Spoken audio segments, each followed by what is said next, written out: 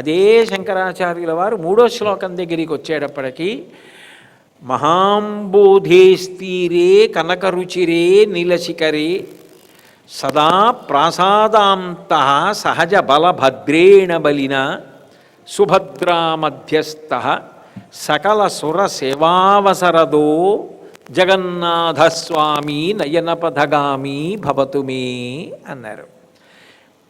ఆ పురుషోత్తమ పురియందు జగన్నాథ దర్శనం ఎలా ఉంటుందో ఇక్కడ వర్ణించారు. వర్ణిస్తూ బృందావనమునందు ప్రీతి కలిగినవాడు కాబట్టి దేవేరితో ఉండడు, కానీ దేవేరి ఉండకుండా ఉండడు. లక్ష్మి ఉంటుంది, వేరు మందిరంలో ఉంటుంది. బృందావనమునందు ఇష్టం ఉన్నవాడు కాబట్టి బలరాముడు సుభద్రతో ఉంటాడు, వదలదు కాబట్టి సుదర్శనంతో ఉంటాడు. ఈ నలుగురు గద్దె మీద కూర్చుని ఉంటారు. ఇందులో విశేషం ఏమిటి అంటే ఆ ఉండడంలో మహాంబోధేస్తీరే, బ్రహ్మాండమైనటువంటి సముద్ర తీరంలో, కనకశిఖరే నీలరుచిరే, నల్లటి శిఖరం కలిగినటువంటి బంగారు మేడలో ఆయన నివాసం చేస్తున్నాడు. ఆ దేవాలయంలో ఉండడానికి ఆయన ఎంచుకున్నది ఎక్కడ? మహాంబోధేస్తీరే, గొప్ప సముద్రపు ఒడ్డున ఉంటాడు. అంత సముద్రపు ఒడ్డున ఉండడానికి కారణం ఏమిటి అంటే సుబ్రహ్మణ్య భుజంగం చేస్తూ శంకరాచార్యులు వారు సుబ్రహ్మణ్యుడి గురించి ఓ మాట చెప్తారు. యథాబ్ధే స్తరంగాలయం యాంతి తుంగా తథైవాపదస్సన్నిధౌ సేవతాం మే ఇతి ఊర్మి పంక్తి నృణాం దర్శయంతం సదా ధ్యాయతే హృత్సరోజే గుహంతం అంటారు. సముద్రంలో తరంగాలు ఆగకుండా వస్తాయి. మన జీవితంలో ఆపదలు అట్లా వస్తాయి. ఆపదలు అంటే మన ప్రయత్నము చేత, మన శక్తి చేత మనం తప్పించుకోలేనిదేదో దానిని ఆపద అంటారు. నేను ఇప్పుడు ఇలా కూర్చుని మాట్లాడుతుంటే అకస్మాత్తుగా ఓ త్రాచుపాము అట్టించి ఇలా వచ్చేసింది అనుకోండి. వచ్చేస్తే నేను ఇలా చూసేటప్పటికే అది ఇలా నా పాదాల దగ్గరికి వచ్చేసింది అనుకోండి, ఇక నేను తప్పించుకోగలిగింది ఏం లేదు నా ప్రయత్నం చేత. ఈశ్వరానుగ్రహం ఉందనుకోండి, అది మళ్ళీ అలా వెళ్ళిపోవాలి.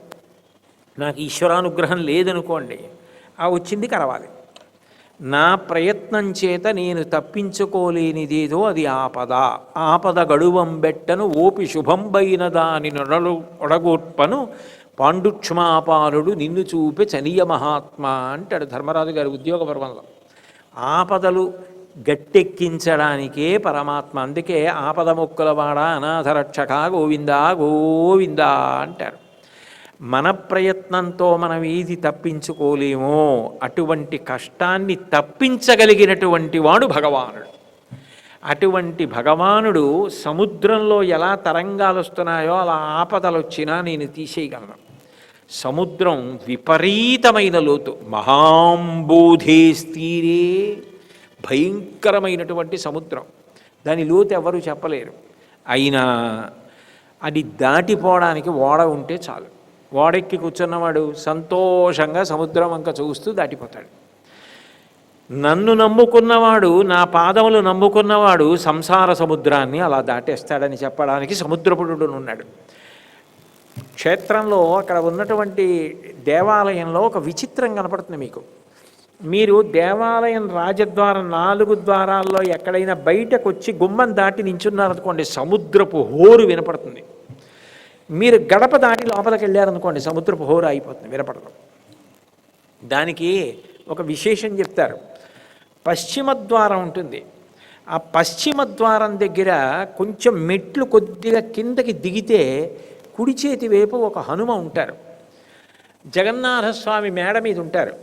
కనకరుచిరే నీలశిఖరే ఆ బంగారు మేడలో ఉంటారు. అంటే అక్కడి నుంచి ఎత్తుగా ఉంటుంది. ఆ పైన గోపురంలో నరసింహస్వామి ఉంటారు. గద్దె మీద ఈయన ఉంటారు. ఆయన రాత్రి చాలా తక్కువసేపు పడుకుంటారు. ఎందుకంటే మరి ఇంద్రజమ్న మహారాజు గారికి వరం ఇచ్చారుగా, ఎక్కువసేపు నేను దర్శనాలు ఇస్తాను భక్తులకని. ఆ తక్కువసేపు పడుకుందామంటే సముద్రపు హోరు, పైగా ఆ కెరటాలు ఆటు పోటుకి దేవాలయంలోకి వచ్చేవిటే. వస్తే భక్తులు గవ్వ ఏదో అల్లరి కేకలు, దీనిలో ఆయనకి సరిగా నిద్ర పట్టేది కాదుట. ఏ అవతార వైభవం అవతార వైభవం అంది. ఏమయ్యా అలా రాకని సముద్రుడిని అనలేరు ఆయన. అనడానికి మామగారికి బంధుత్వం ఉంది. మరి ఎందుకంటే క్షీరసాగర తనయ పాలసముద్రం కూతురు భార్య లక్ష్మీదేవి. అది సముద్రం. గబుక్కుని మామగారి వరసవాణ్ణి నువ్వు చప్పుడు చేయకు, నువ్వు లోపలికి రాకు అంటే ఏం బాగుంటుంది? బాగుండదు.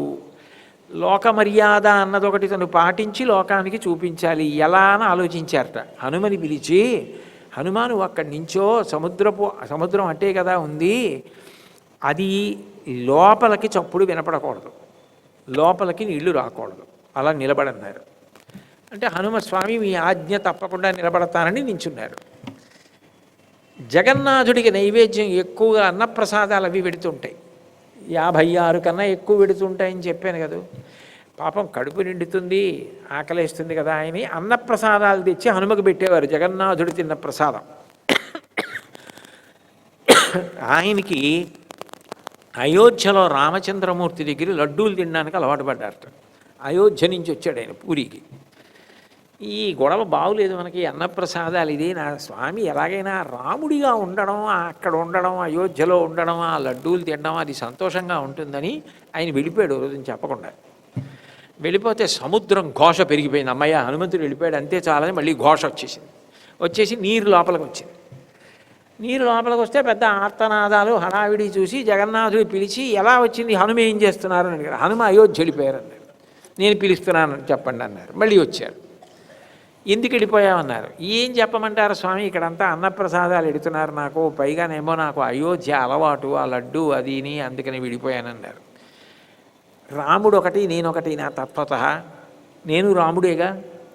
పైగా ఇక్కడ రాముడు మామూలుగా కాదు, మీసాలు పెట్టుకుని రాజాధిరాజుగా ఉన్నాడు గుడి ముందు. నువ్వెందుకు అక్కడికి వెళ్ళిపోతావు? నువ్వు ఇక పైన వెళ్ళిపోవడానికి వీలు లేదని అక్కడ కూర్చోపెట్టి ఇనప గొలుసులతో కట్టించారు. బేడి ఆంజనేయ స్వామి అంటారు. అయితే అందరికీ చూపించడం కష్టం అనుకోండి, కానీ మీరు భక్తితో అడిగితే చూపిస్తారు. ఆ దేవాలయం కొంచెం దగ్గరగా లోపలికి వెడితే ఆయన బట్ట పక్కకి ఒత్తిగిలించి చూపిస్తారు. ఇనప గొలుసులు ఉంటాయి, ఆ గొలుసులతో కట్టుంటారు హనుమ. ఆయన అక్కడ ఉంటారు కాబట్టి సముద్రపు హోరు, మీరు గుమ్మం బయటికి వెడితే హోరు, గడప దాటి లోపలికి వస్తే హోరు ఉండదు. అదో విచిత్రం పూరి క్షేత్రంలో. దానికి కారణం హనుమ ఉండడమే అంటారు. మహాంబోధేస్తీరే తత్వతః, సంసారం అనేటటువంటి సముద్రాన్ని అవలీలగా దాటించగలను అని చెప్పడానికి కనకరుచిరే నీలశిఖరే, నీలాద్రి అనపడేటటువంటి ప్రాంతంలో కనకరుచిరే, 2 నల్లటి శిఖరం కలిగినటువంటి బంగారు మేడలో ఆయన సోదరుడితోటి సోదరితోటి సుదర్శనంతో కలిసి గద్దె మీద కూర్చుని ఉన్నారు. వసన్ ప్రాసాదాంత, మహాప్రాసాదం, చక్రవర్తులు ఉండేటటువంటి ప్రాసాదం ఎలా ఉంటుందో అటువంటి చోట సదా ఉండేటటువంటి వాడు. సదా ప్రాసాదాంత సహజ బలభద్రేణ బలినా, సహజంగా అంత బలం ఉన్నవాడు బలభద్రుడు ఆయన పేరు. బలము మిగుల కలగ బలభద్రుడనిలోక రమణుడగుట చేసి రాముడనియు, సతికి పుట్టె గర్భ సంకర్షణంబున సంకర్షణుండనడి ఘనుడు సుతుడు అంటారు భాగవతంలో. ఇంకా బలరాముడి బలం అంతా ఇంత కాదు, అందుకని ఆయనకి బలరాముడని పేరు. బలము మిగుల కలుగ బలభద్రుడని, అందుకని బలభద్రుడని పేరు. బలము మిగుల కలుగ బలభద్రుడనియు లోకరమణుడగుట చేసి రాముడనియు, లోకాలన్నింటినీ ఆనందింపజేస్తాడు కాబట్టి రాముడు అన్న పేరుంది ఆయనకి, బలరాముడు. సతికి పుట్టె గర్భ సంకర్షణంబున, అక్కడ దేవకీదేవి గర్భంలో పెరుగుతున్నటువంటి పిండాన్ని సంకర్షణం చేసి బయటికి తీసేసి ఇక్కడ ఎక్కడో నందవ్రజంలో ఉన్నటువంటి యశోదాదేవి యొక్క మందిరంలో ఉన్న రోహిణీ గర్భంలోకి ప్రవేశపెట్టారు. గర్భ సంకర్షణం వల్ల పుట్టాడు కాబట్టి సంకర్షణుడనడి ఘనుడు సుతుడు, ఆయనకి సంకర్షణుడని పేరు వచ్చింది. అంత గొప్పవాడు కాబట్టి సహజ బలభద్రేణ బలిన సుభద్రా మధ్యస్థ. జగన్నాథుడు ఇలా కూర్చుంటాడు, మధ్యలో సుభద్ర ఉంటుంది, అటు బలరాముడు ఉంటాడు, సుభద్ర దగ్గరే సుదర్శనం ఉంటుంది. సహజ బలభద్రేణ బలినా సుభద్రా మధ్యస్థ సకల సుర సేవావసరదో, సమస్త దేవతలు వచ్చి ఆయనని పూజ చేసి కొలుస్తూ ఉంటారట. అటువంటి జగన్నాథస్వామి నయనపథగామి భవతు మే, స్వామి నన్ను అనుగ్రహించు అంటారు. ఇందులో పూరి క్షేత్రంలో ఒక విచిత్రమైనటువంటి విశేషం ఉంది. సర్వసాధారణంగా ఏ దేవాలయంలోనైనా సరే ధ్రువమూర్తులు సర్వసాధారణంగా శిలామూర్తులు ఉంటాయి, తప్పితే లోహమూర్తులు కొన్ని కొన్ని చోట్ల ఉంటాయి. దారుమూర్తులు చాలా అరుదుగా ఉంటాయి. దారు అంటే కొయ్యతో చేసిన మూర్తి ధ్రువమూర్తిగా ఉండడం చాలా అరుదు, తక్కువగా ఉంటుంది. ఉన్నాయి, ఉండకపోవడం లేదు, కానీ అరుదుగా ఉంటాయి. ఇక్కడ ఉన్నటువంటి మూర్తులు అరుదైన మూర్తులే కాదు, ధ్రువమూర్తి మరణించడం, ధ్రువమూర్తికి అంత్యేష్టి సంస్కారం చెయ్యడం, ఆయన బదులు కొత్త మూర్తి పుట్టడం ఎక్కడ ఉండదు. ఒక్క పురి క్షేత్రంలో మాత్రం ధ్రువమూర్తి మరణిస్తారు. ఆ మాట నేను ప్రయోగించకపోతే మీకు బాగా అర్థం కాదని నేను ఆ మాట అంటున్నాను. ఆయన శరీరం వదిలేస్తారు, వదిలేస్తే కొత్త ఆయన పుడతారు. అదేమిటండి, ఆయన జగన్నాథుడు కదా, భగవానుడు కదా, ఆయనకి కూడా అలా ఉంటుందా అంటే అదొక చాలా ఆశ్చర్యకరమైనటువంటి విశేషం. అది ప్రపంచంలో ఇంకా ఏ క్షేత్రంలోనూ లేదు. ఒక్క పురుషోత్తమ పురి, పూరి అంటాం, పురుషోత్తమ పురి ఆ క్షేత్రంలోనే ఉంది. నవకళేబరము అంటారు. ఎప్పుడైనా అధిక ఆషాఢమాసం వచ్చిందనుకోండి, ఆషాఢమాసం వచ్చినప్పుడు ఆయన శరీరం వదిలిపెట్టేస్తారు. ఆయన అధిక ఆషాఢమాసం వస్తే శరీరం వదిలిపెట్టేస్తారు కాబట్టి ఆయన కోసమని చెప్పి మళ్ళీ ఆయన మూర్తులు తయారు కావాలి, మళ్ళీ మూర్తులు చేయాలి. మొదటి మూర్తి ఎక్కడి నుంచి వచ్చింది? సముద్రంలో తనంత తానే అనుగ్రహించి కలప రూపంలో, దొంగ రూపంలో వచ్చారు. ఇప్పుడు ఎక్కడి నుంచి తీసుకురావాలి అంటే జగన్నాథస్వామి వారికి నమస్కారం చేసి అసలు మొట్టమొదట ఎవరైతే నీలమాధవ స్వరూపంతో కొలిచారో ఆ విశ్వావసుకి సంబంధించినటువంటి వంశస్థులు, ఆయనని దర్శనం చేసి రాజుగారిని తీసుకెళ్ళిన విద్యాపతి వంశస్థులు, వీళ్ళందరూ కలిసి ఒక బృందం కింద బయలుదేరి పూరి మహారాజు గారి ఇంట్లో తాంబూలాలు స్వీకరించి, తాంబూలం ఎందుకు ఇస్తారు అంటే ఒక ప్రధాన కార్యాన్ని అప్పచెప్పినప్పుడు తాంబూలం ఇస్తారు. మనకి చూడండి, పెళ్లిలో కన్యావరుణి అంటారు. అంటే ఈ పిల్లవాడికి తగిన కన్యని వెతికి తీసుకురండి అని తాంబూలం ఇవ్వాలి, ఇస్తే వాళ్ళు వెతికి తీసుకురావాలి, అది కన్యావరుణి అంటే. అందుకని వీళ్ళు బయలుదేరతారు. ఈ జగన్నాథుడు, ఈ బలభద్రుడు, ఈ సుభద్ర, ఈ సుదర్శనం, ఈ 4 తయారు కావడానికి కావలసినటువంటి కొయ్య ఎక్కడ ఉన్నది అన్నది వెతకడానికి ఆ బృందం బయలుదేరుతుంది. బయలుదేరి మొట్టమొదట పూరి క్షేత్రంలో మహారాజు గారి దర్శనం చేసుకుని ఆయన దగ్గర గౌరవ సత్కారం తాంబూలం పుచ్చుకొని అక్కడ నుంచి బలభద్రుడికి సంబంధించినటువంటి మంటపంలో ఆ రోజు రాత్రికి ఉండి అక్కడి నుంచి బయలుదేరి దగ్గరలోనే ఒక 10-15 మైళ్ళ దూరంలో కాకత్పూర్ అని ఒక క్షేత్రం ఉంటుంది. అక్కడ మంగళాంబ అన్న పేరుతో అమ్మవారు ఉంటుంది, పార్వతీదేవి. మంగళాంబ అన్న మాటకు అర్థం ఏమిటంటే మీ దగ్గర ఏ విభూతి ఉందో దాని వలన మీరు పాడైపోకుండా దానితోనే మీరు తరించిపోయేటటువంటి అదృష్టాన్ని ఇవ్వగలిగిన తల్లిని మంగళాంబ అంటారు. అందుకే శంకరాచార్యుల వారు ముందు ఆవిడనే ప్రార్థన చేస్తారు. ఇప్పుడు నాకు విభూతి ఉందనుకోండి, అది నేను చెడిపోవడానికి కూడా కారణం కావచ్చు. ఉదాహరణకి చెప్పాలి అంటే మీకు అర్థం కావడానికి నా మీద పెట్టుకు చెప్తున్నాను. నా దగ్గర బాగా డబ్బు ఉందనుకోండి, ఆ డబ్బుతో అహంకారంతో నేను పాడైపోవచ్చు. ఆ డబ్బే 10 మందికి పెంచిపెట్టి దానం చేసి ధర్మం చేసి నేను తరించిపోవచ్చు. నా దగ్గర ఏముందో దాని వలన నేను పాడైపోకుండా, దాని వలన నేను భగవంతుణ్ణి చేరుకునేటట్టు పట్టి కాపాడే శక్తికి మంగళాంబ అని పేరు. అందుకే శంకరాచార్యులు వారు మమ మంగళ దేవతాయా అంటారు కనకధారా స్తోత్రంలో. నాకు మంగళదేవతవి కామ్మ అంటారు. ఆ మంగళాంబ కాకత్పూర్లో ఉంటుంది. ఆవిడ సన్నిధానానికి చేరుకుంటుంది ఈ బృందం. ఎందుకనంటే ఆ కొయ్యి ఎక్కడుందో ఎవరికి తెలుసు? అది వేప చెట్టు అయ్యి ఉండాలి. ఎక్కడున్నాయో ఆ వేప చెట్లు ఎలా తీసుకురావాలి? అది కూడా ఏదో వేప చెట్టు తీసుకొస్తామంటే కుదరదు. దానికి అనేకమైన నియమాలు చూడాలి, చూసి తీసుకురావాలి. ఆ వేప చెట్లు అవి గుర్తుపట్టాలి. అవి మానవ మేధస్సుకి అందే విషయాలు కావు. భగవంతుని యొక్క ఆవిర్భావం కోసం ఆ చెట్లు పుట్టి ఉంటాయి ఎక్కడో. ఆ చెట్లు ఎక్కడున్నాయో చెప్పాలంటే బుద్ధి ప్రచోదనం అవ్వాలి. బుద్ధి ప్రచోదనం అవ్వాలంటే ఆ తల్లి చేస్తుంది అక్కడ. ఆ దేవాలయంలో విచిత్రమైన విషయం ఏమిటంటే ఆవిడకి పైన 2 చేతులు ఉంటాయి. ఒక చేతిలో పూర్ణ చంద్రబింబాన్ని పట్టుకుంటుంది, ఒక చేతిలో అమృత పాత్ర పట్టుకుంటుంది. అంటే చంద్రుడిలోంచి పడుతున్న అమృతాన్ని ఆవిడ ఒక పాత్రలో పడుతుంది.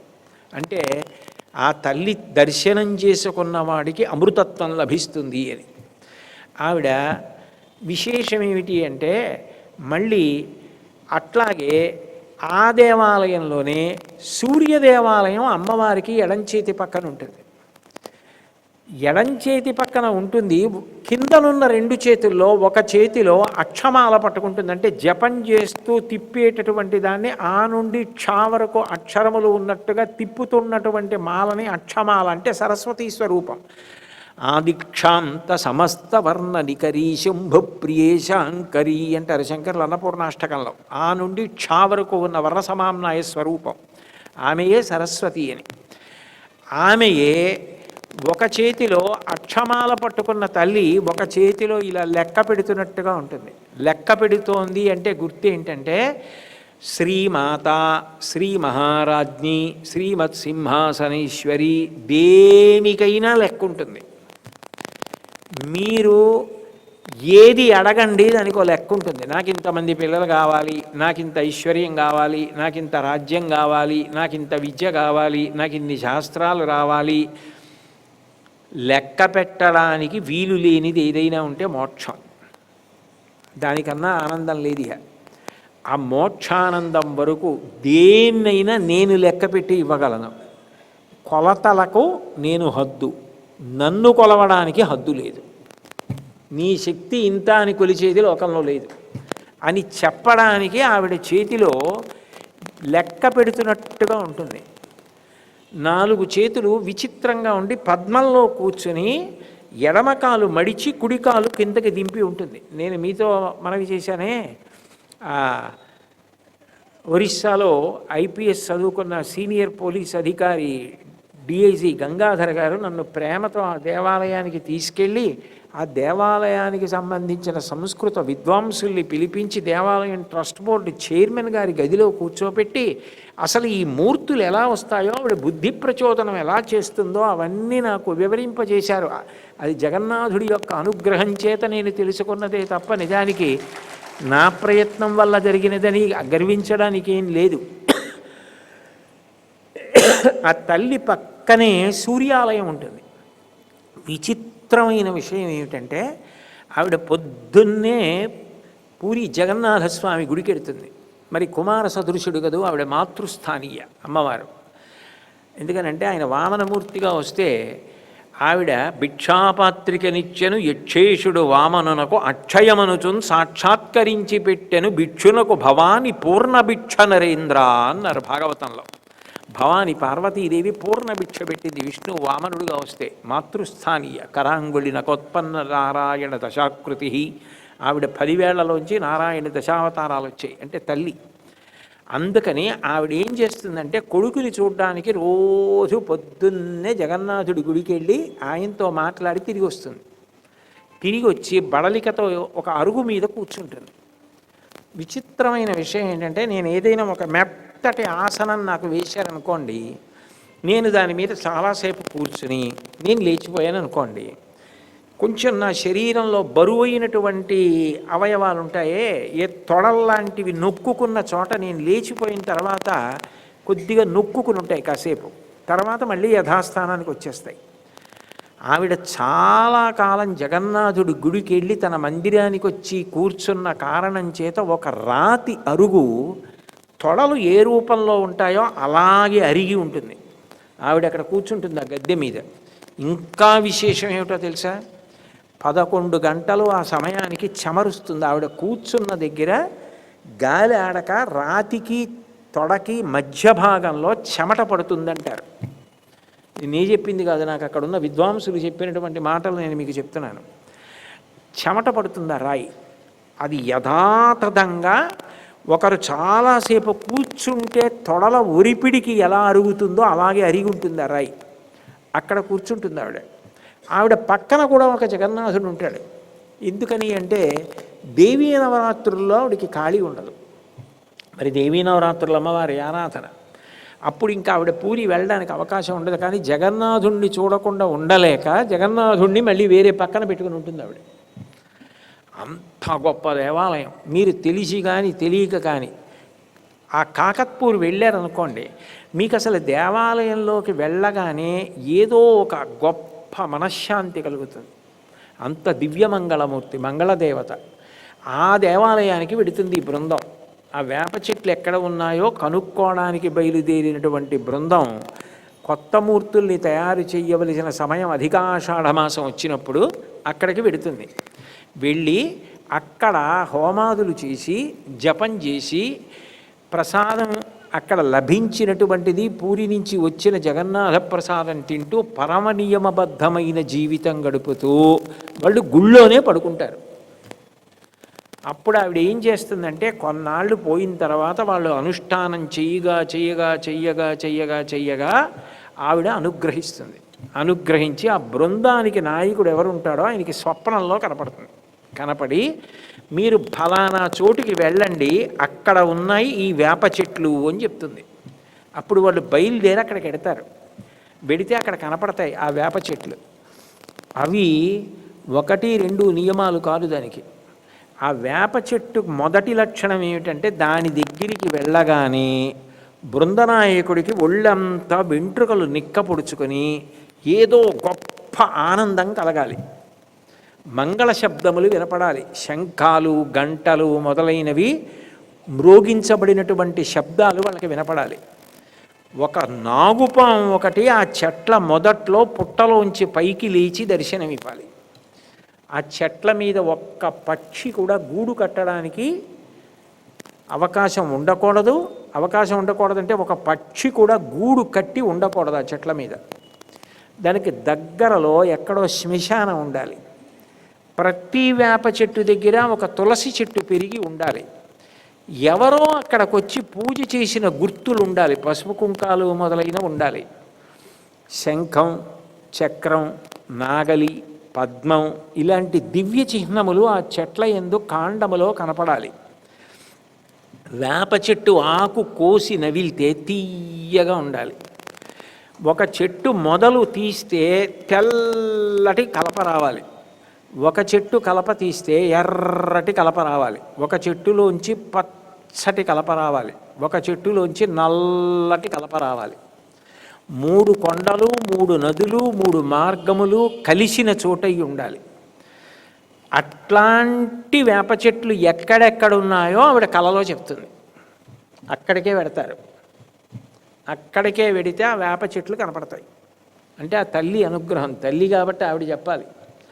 అక్కడికి వెళ్ళి ముందు బంగారు గొడ్డలితో నరుకుతారు. అది కూడా ముందు హోమం చేసిన తర్వాత అది భగవంతుడు రావలసినటువంటి దివ్యమైన దుంగ కాబట్టి ముందు బంగారు గొడ్డలితోటి తర్వాత వెండి గొడ్డలితోటి నరికి ఇనప గొడ్డలితో నరికి చెట్టును పడగొడతారు.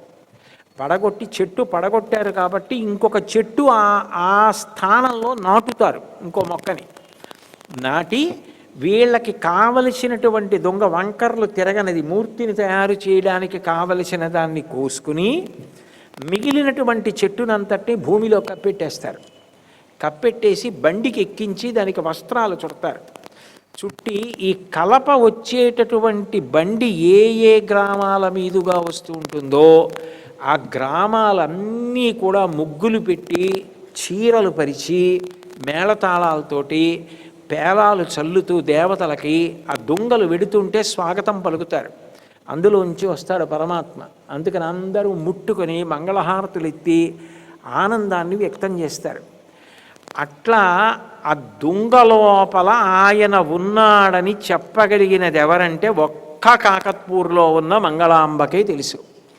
ఏ చెట్టు పుట్టిందో ఎందులో ఉన్నాడో అది ఆవిడ బుద్ధి ప్రచోదనం చేస్తుంది. ఇవన్నీ ఏదో కల్పితమైన గాథలు కావు, యథార్థంగా పూరి క్షేత్రంలో జరిగేటటువంటి విశేషాలు. అప్పుడు ఆ దొంగల్ని తీసుకొచ్చి దేవతామూర్తుల్ని చెక్కుతారు. చెక్కినప్పుడు జగన్నాథుడిని తయారు చేసిన కలప నల్లగా ఉంటుంది, అదే వేప చెట్టు. సుదర్శనం చేసినది ఎర్రగా ఉంటుంది, సుభద్రని చేసినది పచ్చగా ఉంటుంది. బలరాముణ్ణి చేసింది తెల్లగా ఉంటుంది, అనంతుడు కదా మరి, అందుకని తెల్లగా ఉంటుంది. ఈ మూర్తుల్ని తయారు చేస్తారు. ఈ మూర్తుల్ని తయారు చేయడం వరకు ఒకెత్తు. ఆశ్చర్యకరమైన విషయం ఏంటంటే అధిక ఆషాఢమాసం వచ్చింది అంటే అప్పటి వరకు పూజలు అందుకున్నటువంటి మూర్తులు, అప్పటి వరకు ఉత్సవాలు అందుకున్నటువంటి మూర్తులు, అప్పటి వరకు రథయాత్ర చేసిన మూర్తులు ఏవైతే ఉన్నాయో వాటినన్నింటినీ కూడా ఏ గద్దె మీద ఉంచారో ఆ గద్దె మీదే పక్కనే ఈ కొత్తగా తయారు చేసిన మూర్తులను పెడతారు.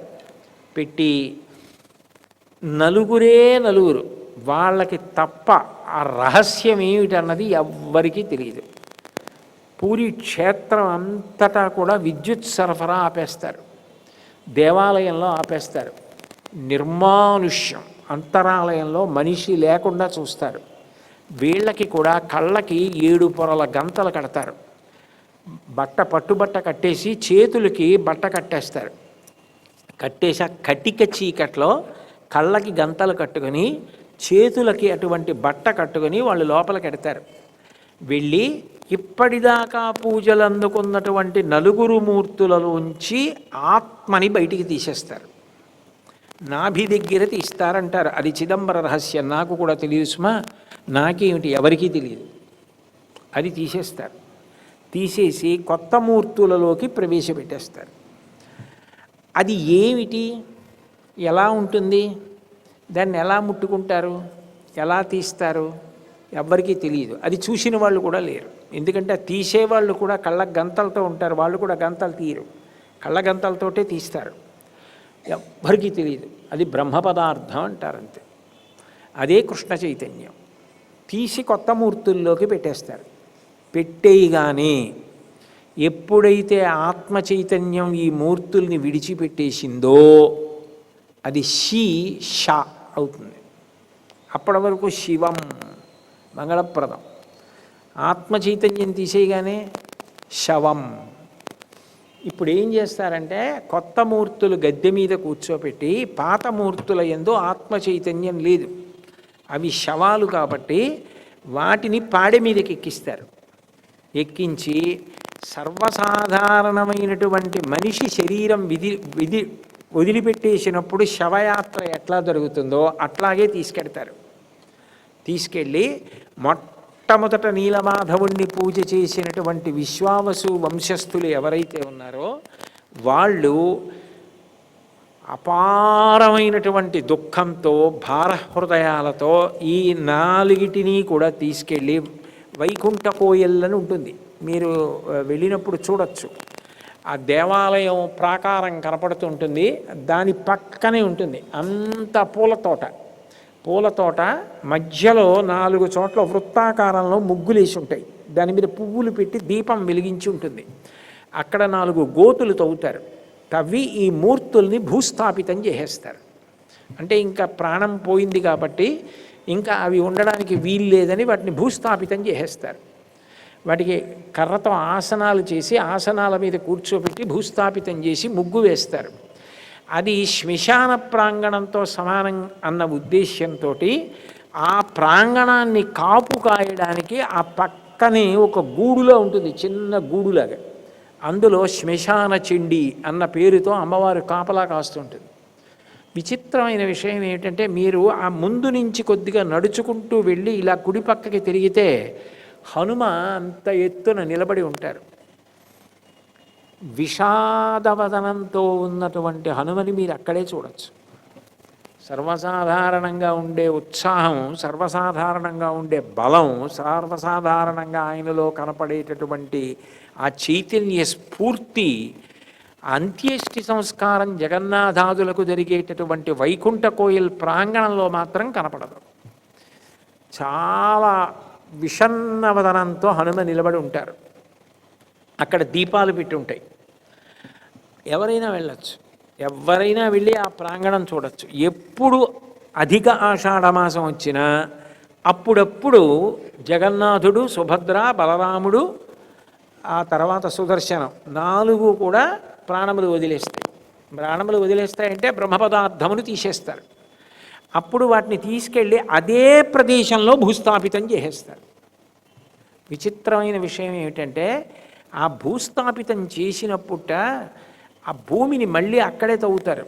తవ్వితే ఇంతకుముందు భూస్థాపితం చేసిన మూర్తుల యొక్క ఆనవాలు కూడా ఉండదు. కానీ వాళ్ళని కూర్చోబెట్టిన ఆసనాలు దొరుకుతాయిట.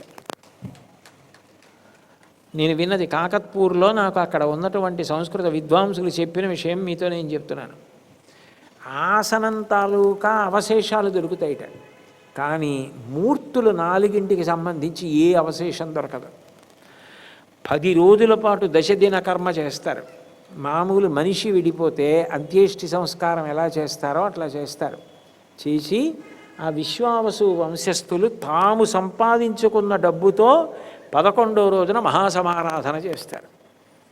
చేసి అందరికీ అన్నం పెట్టి, తర్వాత మా స్వామి మళ్ళీ ఇదిగో వచ్చేసాడు అని దేవాలయంలో మళ్ళీ కొత్త మూర్తులు వచ్చేసాయి కదా, మళ్ళీ సంతోషంగా వెళ్ళి చూస్తారు.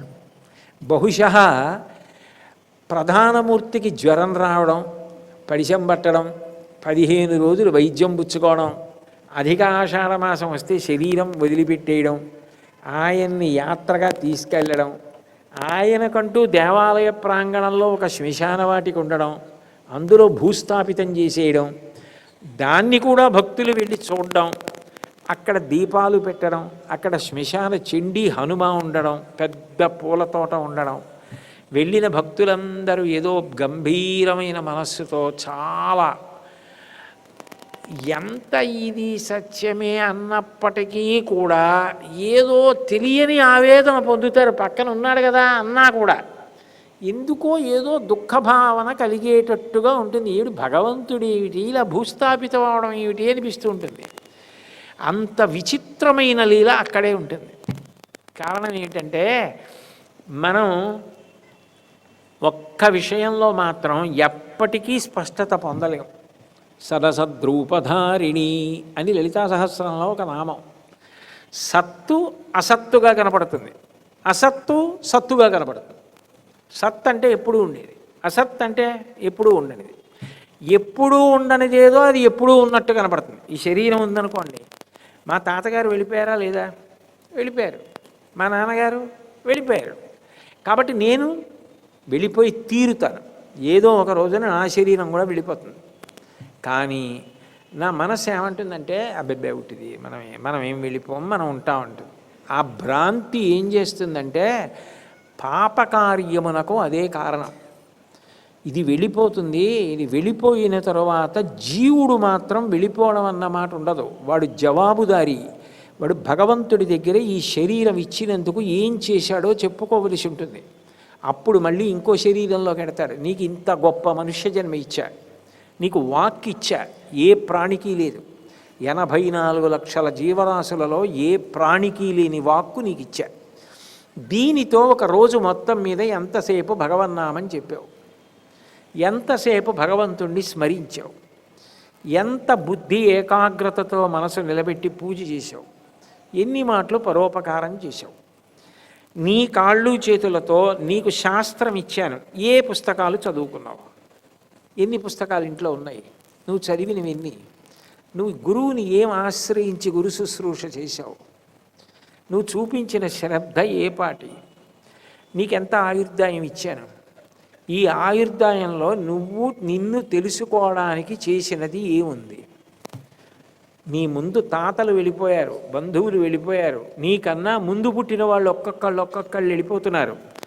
అయినా నువ్వు మాత్రం శరీరంతోనే ఉంటానన్న భ్రాంతితో చెయ్యరాని పనులన్నీ చేశావు. నీకు మాత్రం ప్రత్యక్షంగా కళ్ళ ముందు ఒక పెద్ద సత్యము అనుభవానికి రాలేదు. ఇది మర్త్యలోకము.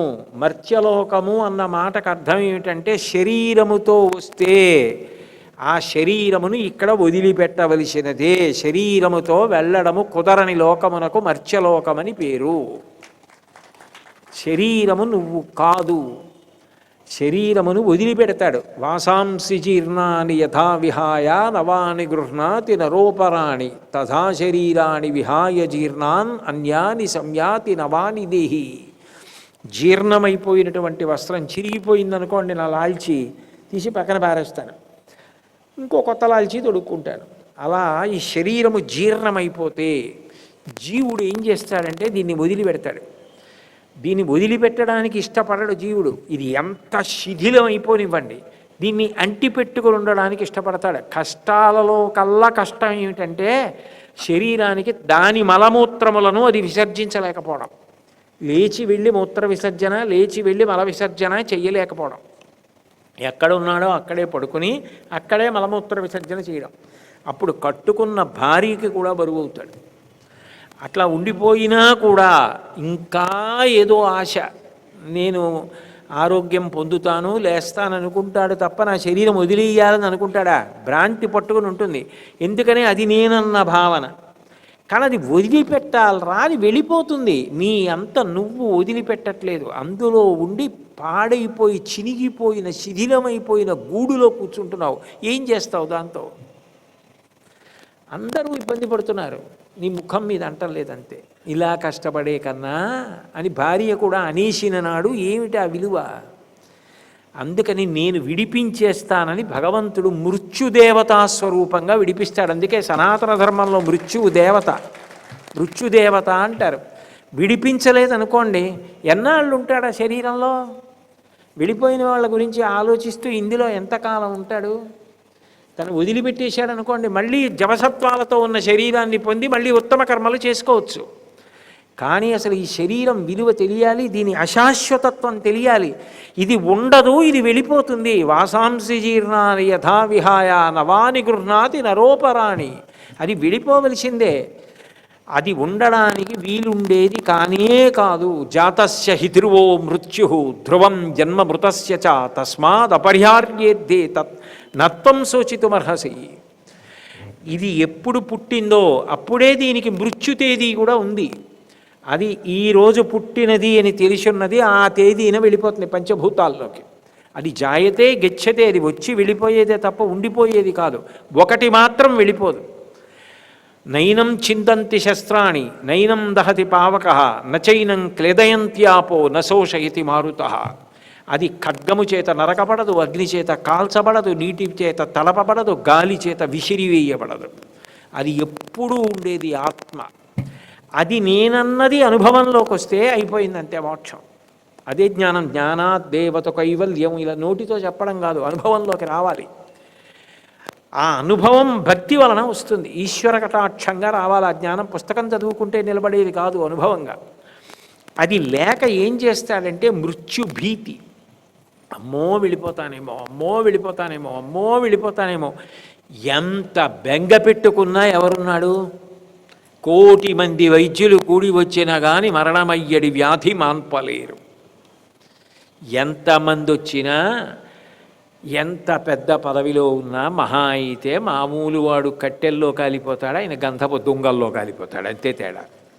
తప్ప శరీరం మాత్రం కాలిపోవలసిందే, ఆ శరీరం వెళ్ళిపోవలసిందే తప్ప శరీరంతో వెళ్ళిపోవడం ఉండదు.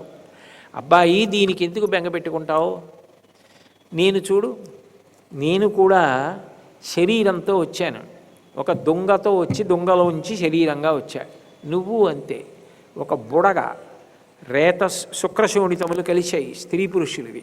స్త్రీ గర్భంలో బుడగగా మొదలయ్యావు.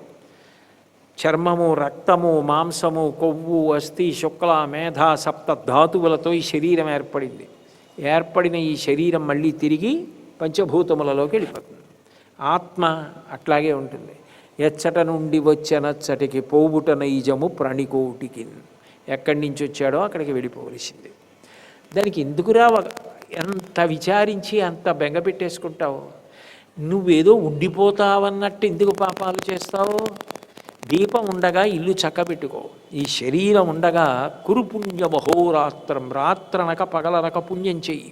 ఒక్కసారి పడిపోయిందా ఇక మళ్ళీ పుణ్యము చెయ్యడం అన్న మాట లేనే లేదు. ఆవై పుట్టినా నీ పాలతో నువ్వు అభిషేకం చేయలేవు. మారేడు చెట్టు అయినా నీ దళాన్ని నువ్వు శివలింగం మీద వేయలేవు.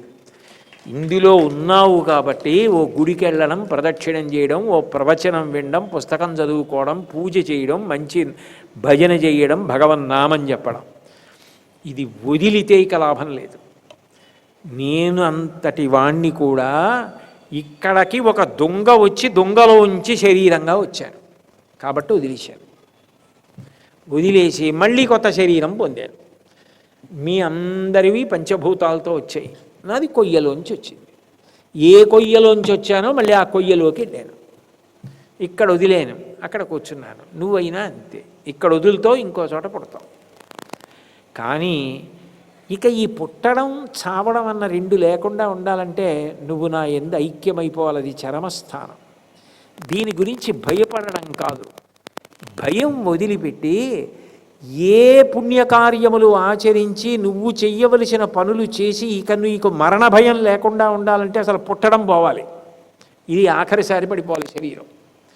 అటువంటి జ్ఞానము కలగాలంటే నన్ను ఆశ్రయించు. ఆ గీత చెప్పిన కృష్ణుడు గీతలో ఏది చెప్పాడో ఆ కృష్ణుడే జగన్నాథుడిగా నోటితో చెప్తే పట్టుకోలేకపోయారు వీళ్ళని, మన కోసమని ఎంత కిందకొచ్చేశాడంటే తానే చనిపోతున్నాడు. తానే శరీరం వదిలేసి నా అంతటి వాణ్ణి కూడా దొంగలోంచి వచ్చి మళ్ళీ వదిలిపెట్టి మళ్ళీ ఇంకో దొంగలోకి వెళ్తున్నాను. ఎక్కడికి వెళ్ళిపోలేదు, ఆత్మగా అలాగే ఉన్నాను, అలాగే అనుగ్రహిస్తున్నాను. నువ్వెందుకు బెంగ పెట్టుకుంటావు? నేను బెంగ పెట్టుకున్నానా?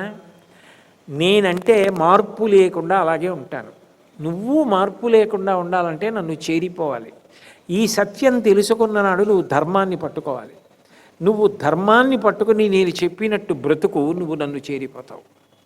ఆఖరిసారి శరీరం పడిపోతుంది. అది చాలా తేలికగా నీకు అనుగ్రహించడం కోసమే నేను ఇక్కడ ఉన్నాను. కేవల భోగభాగ్యాలే కాదు, ఇది కూడా నేను ఇస్తాను. ఇది నేను ఇస్తాను అని చెప్తే అంత తేలికగా నీకు ఈ తత్వం అర్థం అవుతుందో అవదోనని గీతలో కృష్ణుడిగా ఏది చెప్పానో అది జగన్నాథుడిగా ఇక్కడ నేను చేసి చూపించాను. నా విషయంలోని నా శరీరమే వదిలి కొత్త శరీరం పొందాను. అదే నవకళేబరం అంటారు. ఎక్కడైనా ఉందా? ఇంకా దయకు అసలు హద్దు ఉందా? ఆయన ఎందుకు అలాంటివి చేయడం, ఆయనకి ఎందుకు అవి అంటే మనకి చెప్తే అర్థం కావట్లేదని ఒకప్పుడు రాముడిగా చేసి చూపించాడు. 24,000 శ్లోకాలు ఎక్కడ చదవమండి, రామాయణ తత్వం ఎక్కడ చదువుకోమండి, అఘాయిత్యం పండితులు చేసే వ్యాఖ్యానాలు మేము ఎలా అయోమయం పొందకుండా నిలబడగలమండి అని అనకుండా మళ్ళీ ఏం చేశాడంటే కృష్ణ పరమాత్మగా గీత చెప్పాడు.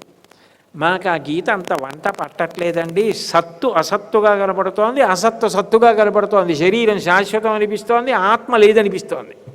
ఎలా అంటావేమో, నేను కూడా వదిలిపెడుతున్నాను చూడు, దేనికి బెంగ పెట్టుకుంటావు అని శాశ్వత సత్యమును మనకి బోధ చెయ్యడానికి ఏ రాముడిగా ఆచరించి చూపించాడో, ఏ కృష్ణుడిగా ప్రబోధం చేశాడో అదే స్వామి ఎక్కడ మనిషి భయపడిపోతున్నాడో ఆ భయాన్ని తొలగించడానికి తానది అనుభవించి చూపిస్తున్నాడు. అసలు ఆ దయకి హద్దుందా? ఇంకా అటువంటి పరాత్పర స్వరూపం లోకంలో ఉంటుందా? మీరు ఇప్పటికీ జగన్నాథుడి గడిగడితే ఆ దర్శనం చేసేసుకుని బయటికి వచ్చిన తర్వాత ఇలా వస్తూ ఆనంద బజారుకి ఎడతారు. కుడి పక్కకి తిరిగితే ఆ గద్దెలు ఉంటాయి వరుసగా, జ్యేష్ఠ పౌర్ణమి నాడు స్నానం చేయించే గద్దెలు. అటువైపుకి కుడి చేతి వైపుకి వెళ్ళిపోకుండా కొంచెం ఎడం చేతి వైపుకి కిందకి దిగి వెడుతూ వైకుంఠ కోయిల్ని అడిగితే చెప్తారు. ఆ ద్వారం దాటి లోపలికి వెడితే కుడి చేతి పక్కన వెళ్ళగానే నలుగురిని భూస్థాపితం చేసిన ప్రదేశం కనపడుతుంది. ముగ్గులేసి దీపాలు పెట్టుంటాయి. అంటే జగన్నాథస్వామి కన్నా పసిపిల్లవాడికి పాఠం చెప్పవలసి వస్తే తాత ఎలా చెప్తాడో అలా చెప్తాడు. చిన్న పిల్లాడికి మంచి విషయం చెప్పాలంటే నిజానికి తండ్రి చెప్పలేడు, తాత చెప్పాలి. ఎందుకని? తాత అనుభవజ్ఞుడు. తాత ఒడి, తాత పక్క మనవడికి విశ్వవిద్యాలయం. తాత పక్కన మనవడు పడుకుంటాడు. మీరు చూడండి, తాతగారు వచ్చారనుకోండి, వాడు నాన్న అమ్మ దగ్గరికి వెళ్ళడం, తాతగారు నాన్నమ్మ మీ పక్కన పడుకోవద్దా, ఇవాళ నేను మీ పక్కన పడుకోవద్దా అని ఇద్దరు ఉన్నారనుకోండి, వంతులు వేసుకుంటారు. అన్నయ్య నేను ముందు అంటుంది చెల్లి, కాదు చెల్లి నేను ఇవ్వాల రేపు నువ్వు అని ఇద్దరు వంతులు వేసుకుని మంచం సరిపోదని ఒకళ్ళ తర్వాత ఒకళ్ళు అడుకుంటారు తాతగారి పక్కన. తాతగారికి ఆ మనవడి స్పర్శ కన్నా ఆనందం ఉండదు. ఆ తాత కథ చెప్తాడు. ఏమని? ఒరే వెనకటికి ఒక కాకి ఉండేదిరా, ఓ మాంసం కట్టుకొచ్చిందిరా, తిందామనుకుందిరా, నక్కొచ్చిందిరా, అది చాలా జిత్తులు మారిదిరా, కాకి బావా బాగా పాట పాడుతా ఉంది, నమ్మేసిన కాకి నోరు విప్పి పాట పాడబోయింది, మాంసం ముక్క కిందకి పడిపోయింది, నక్కెత్తుకుపోయింది.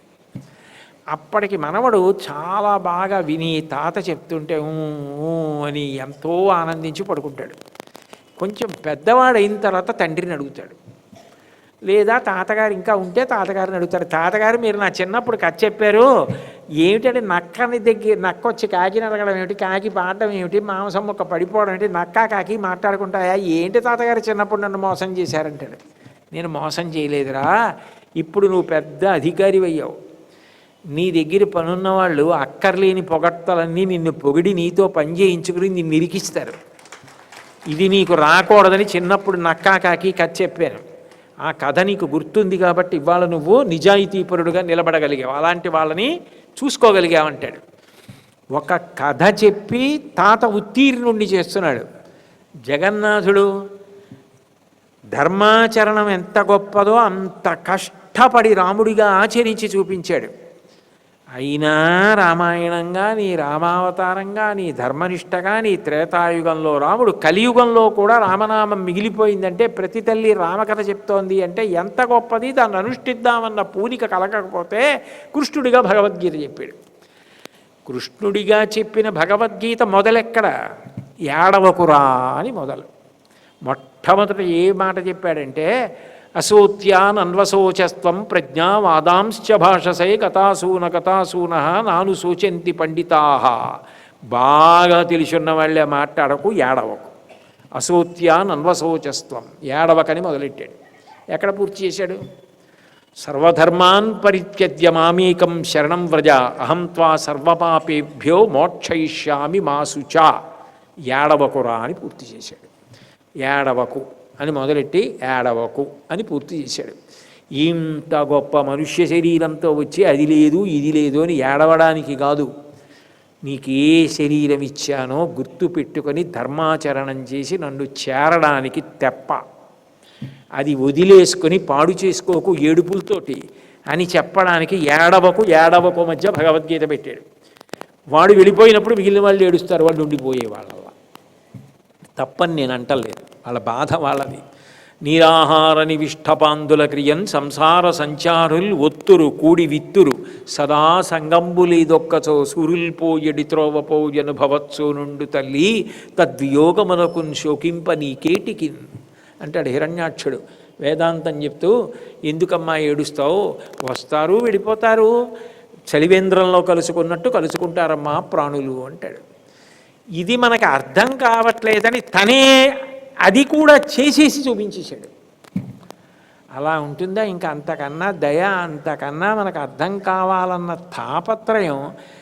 ఆయనే స్వయంగా శరీరం వదిలేయడం ఏమిటండి? ఆయన శరీరం వదిలేసి ఆయనే భూస్థాపితం అయిపోయి ఆయనే మళ్ళీ పుట్టి, ఒరే నేను పుట్టినా నేను మరణించినా నాకు లేవు రావి, నిజానికి నాకు మరణం ఏమిటి నాకు పుట్టుకేమిటి, అవి రెండు లేనివ్వండి కాబట్టి భగవంతుడిని నువ్వు ఈ చక్రం నుంచి తప్పించుకోవడానికి నన్ను పట్టుకో, చక్రంలా ఉన్న నాలోకి జనన మరణ చక్రం దాటి చేరిపోతావు అని చెప్పడానికి ఇది చేస్తున్నాడు. ఇంతకన్నా దయాళు ఉంటాడా ప్రపంచంలో? అటువంటి జగన్నాథుడు అయ్యో అది ఎవరికి చెప్తాడు? 84 లక్షల జీవరాశుల్లో అది ఎవరికి చెప్పరు, ఒక్క మనిషికి చెప్తారు ఆ మాట. నా కోసం ఇంత త్యాగం చేశావా, ఇంత కష్టపడ్డావా స్వామి, కనీసం వచ్చి నేను వైకుంఠ కోయిల్లు నిన్ను చూసి పాఠం నేర్చుకోకపోతే, నీ ద్వారా నేను శాశ్వతమైనదేదో తెలుసుకోలేకపోతే ఇక ఉపయోగం ఏమిటి? అందుకే ఆ నలుగురిగా ఉంటాడు. ఆ నలుగురిగా గుడిలో ఉండడానికి కారణం సహజ బలభద్రేణ బలిన బలరాముడితో కలిసి ఉంటాడు. బలరాముడికి ఏమిటి? నాగలి. అంటే బ్రతికున్నంత కాలం సమస్త ప్రాణులకు కావలసినది ఏమిటి? అన్నం. అన్నం ఇవ్వాలన్నా భూమిలోంచే రావాలి, భోగము కావాలన్నా భూమిలోంచే రావాలి. అందుకే వసుంధర. నేను వాహనం ఎక్కాలనుకోండి, వాహనం తయారు చేయడానికి కావలసిన లోహం భూమిలోంచి రావాలి, వాహనం నడిచే ఇంధనం భూమిలోంచి రావాలి, నేను ఇంటికి పెట్టుకునే కిటికీ భూమిలోంచి వచ్చిన చెట్టులోంచి రావాలి, ఏదైనా భూమిలోంచి రావాలి, తినడానికి అన్నం భూమిలోంచి రావాలి.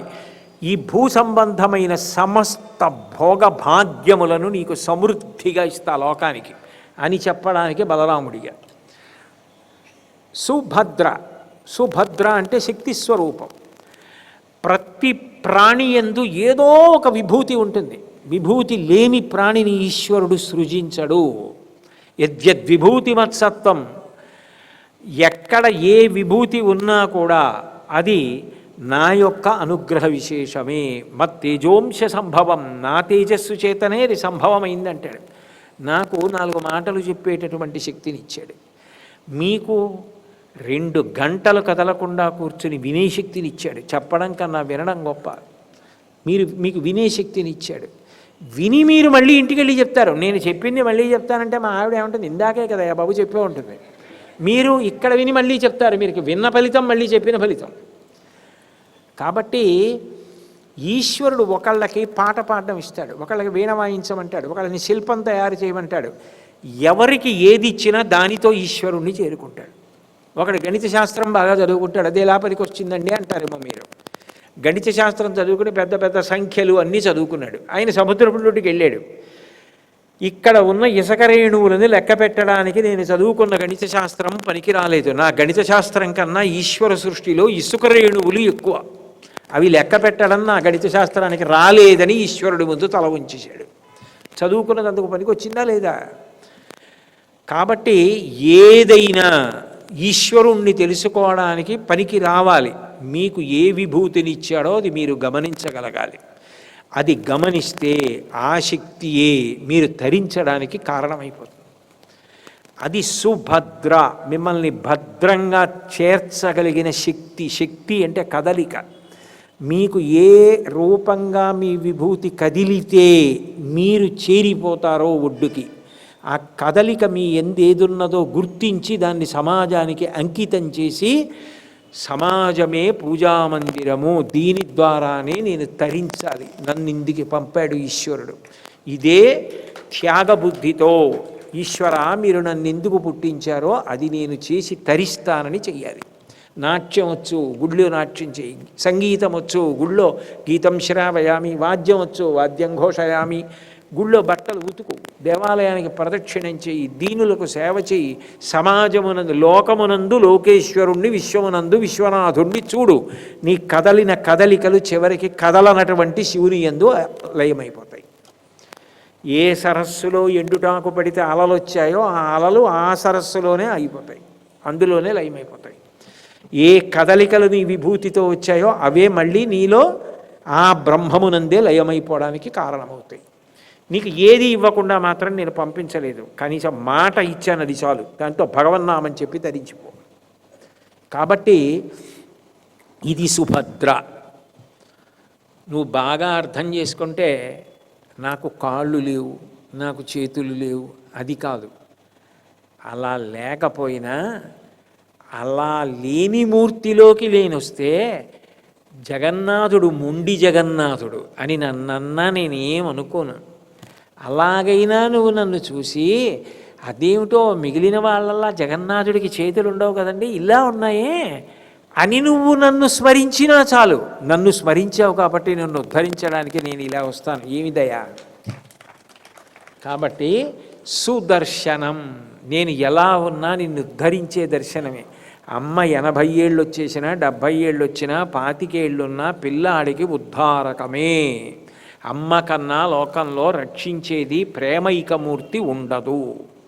అమ్మ ఎంతో ఆయనంతే అని నీకు అర్థమయ్యేట్టు చెప్పగలిగినది సుదర్శనం. అటువంటి దర్శన బుద్ధి కలుగుతుంది. అందుకని సదా ప్రసాదాంత, ఎప్పుడూ ప్రసాదమునందు ఉన్నాడు. ఎక్కడ? అక్కడ కాదు, నిజానికి అక్కడ చూసి అర్థమైతే ఇక్కడ ఈ ప్రసాదంలో ఉన్నాడు, ఈ హృదయ గుహలో కూర్చున్నాడు. ఆ భోగాలే ఇస్తున్నాడు. ఇప్పుడు వెళ్ళి పలహారం తింటాను, భోజనం చేస్తున్నావు, పలహారం చేస్తున్నావు, ఎవరిచ్చారు? ఎక్కడి నుంచో ఇక్కడికి వస్తే ఎవరు నీకు అంత ప్రేమగా పెట్టించినవాడు? ఎవరు నిన్నింత భద్రంగా చూసుకునేటట్టు అనుగ్రహించిన శక్తి? ఆవిడ సుభద్ర. అది సుదర్శనం. అది ఇక్కడ ఈ సదా ప్రసాదాంత, బయట చూసినది ఇక్కడ చూసుకోవాలి. దర్పణ దర్శనం. అప్పుడు నయనపథగామి భవతుమే, నా కళ్ళ ముందు ఆ జగన్నాథుడే కనపడతాడు. దాన్ని అంత అందంగా 3వ శ్లోకంలోకి తీసుకొచ్చారు శంకరాచార్యులు వారు. కాబట్టి పూరీ జగన్నాథ క్షేత్రంలో ఈ నవకళేబరం అనేటటువంటిది ఇక దయకి హద్దులేని విశేషం. అమ్మవారు మాత్రమే ఈ ప్రచోదనం చేసిన. ప్రచోదనము అంటే అది కూడా శక్తి, బుద్ధి కదలాలి. అది కదలాలన్నా ఆవిడే చెయ్యాలి అని నిరూపణం కాకత్పూర్లో. అటువంటి దివ్యక్షేత్రాలు పూరి అంటే